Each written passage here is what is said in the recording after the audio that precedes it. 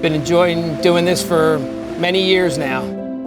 Started out when I was a teenager, working on these cars, and turned into a career.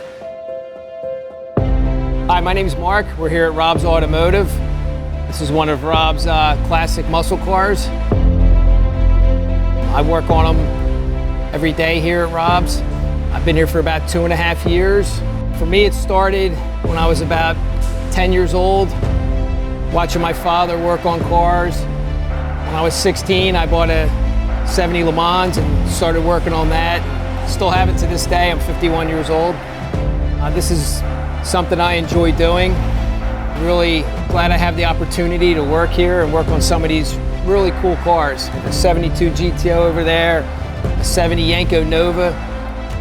Pretty neat. And we're hiring at Rob's right now for a classic car technician.